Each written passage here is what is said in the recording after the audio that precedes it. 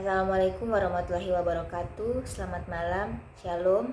Perkenalkan, nama saya Rismianti Awasere, NPM 2384205016, mahasiswi Pendidikan Biologi Universitas Sintu Maroso angkatan 2023. Pada saat ini saya akan membahas dua teori dalam materi belajar dan pembelajaran mengenai yang pertama teori behavioristik dan teori humanistik.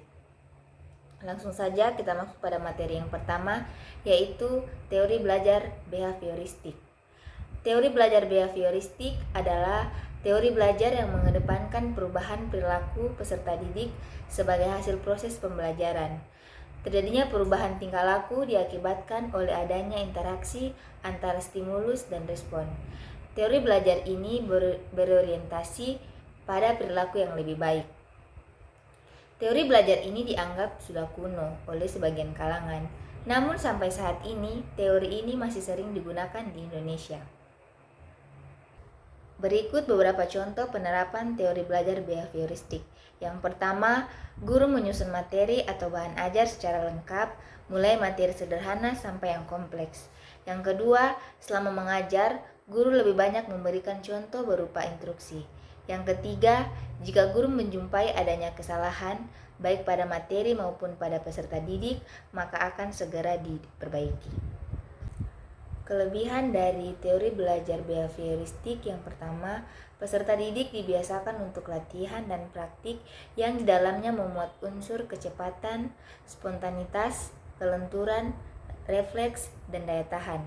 Yang kedua, mampu mendorong peserta didik untuk berpikir linear dan konvergen. Yang ketiga, memudahkan peserta didik untuk mencapai suatu target tertentu dalam pembelajaran.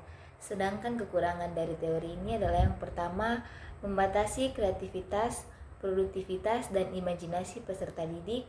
Yang kedua, belajar hanya berpusat pada guru sehingga peserta didik terkesan pasif. Yang ketiga, berpotensi menimbulkan hukuman verbal dan fisik seperti memberi hukuman peserta didik yang melanggar aturan atau bahkan mencubit. Selanjutnya saya akan membahas teori belajar humanistik.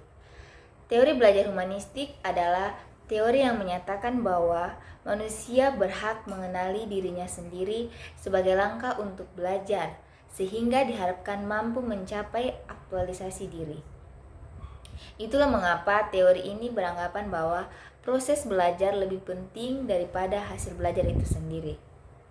Adapun kelebihan dari teori ini yang pertama, menekankan pada pembentukan kepribadian, hati nurani, perubahan sikap setiap individu. Yang kedua, bisa menumbuhkan minat seseorang untuk terus belajar. Yang ketiga, menjadikan seseorang memiliki pengalaman yang berarti.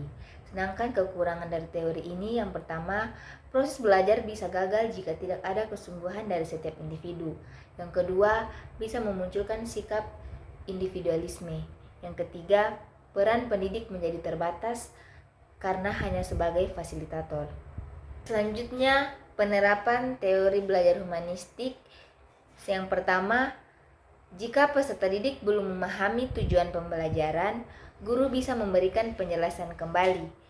Yang kedua, guru harus bisa memahami karakter setiap peserta didik yang diampunya.